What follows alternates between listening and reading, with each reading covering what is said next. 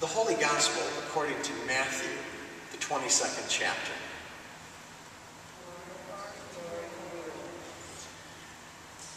The Pharisees went and plotted to entrap Jesus in what he said. So they sent their disciples to him, along with the Herodians, saying, "Teacher, we know that you are sincere and teach the way of God in accordance with truth, and show deference to no one, for you do not regard people with partiality. Tell us then, what do you think? Is it lawful to pay taxes to the emperor or not?" But Jesus, aware of their malice, said, "Why are you putting me to the test, you hypocrites?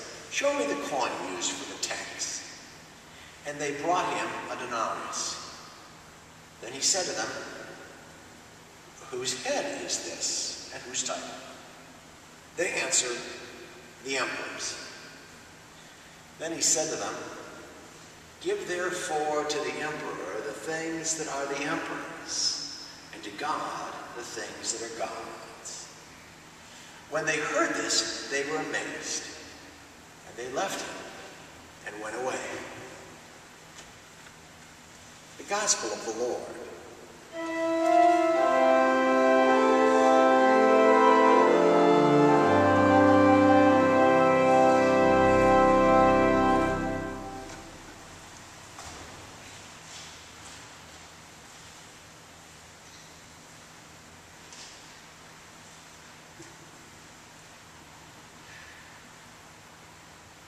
I always hated it when pastors returned from their vacation and then told stories about what happened to them in their sermons.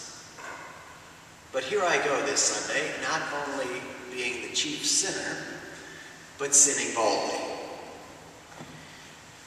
This week, I was in New York with a good friend to see some Broadway shows that, when they arrive in Chicago, will certainly not have the same cast. I'm pretty sure that How to Succeed in Business Without Really Trying won't have John Larroquette and Daniel Radcliffe in the ensemble. And I also saw the Book of Mormon. More about that play in another sermon. Sorry.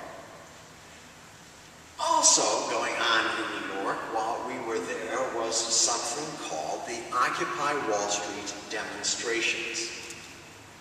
As someone who came of age during the 60s and grew up watching sit-ins and demonstrations that closed down large portions of cities and universities for days, I looked forward to seeing this major news-making event firsthand.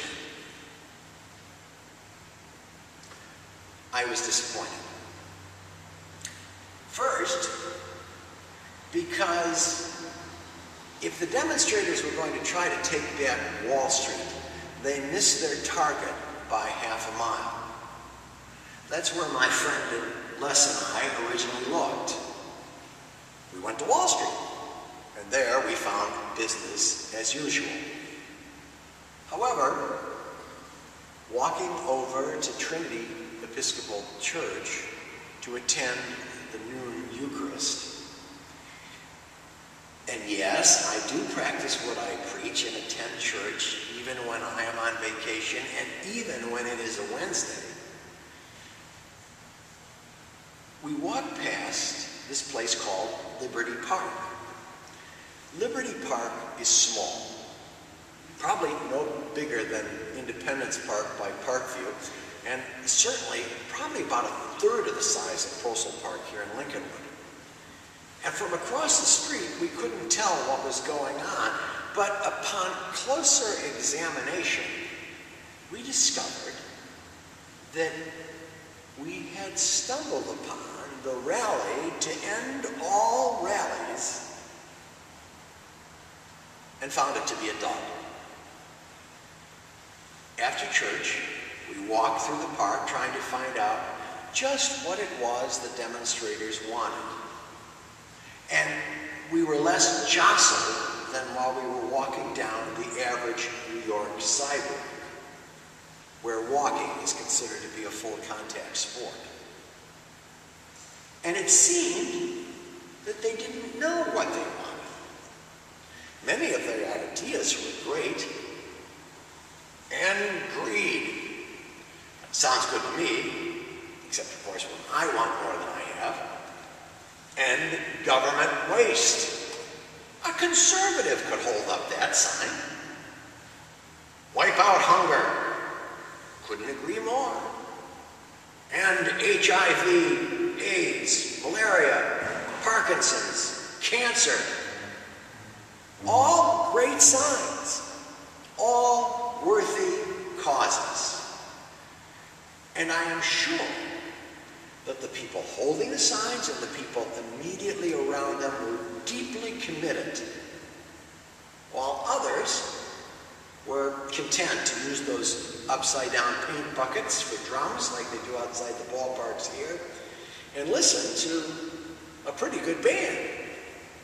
But there were no speeches, no outrage, no to the barricades. What this rally was really about was money.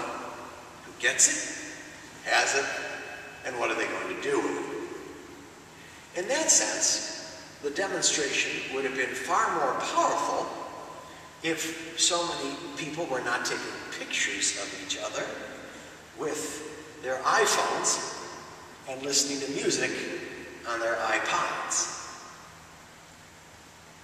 Money does have a tendency to get people to fighting. Families, churches, and communities.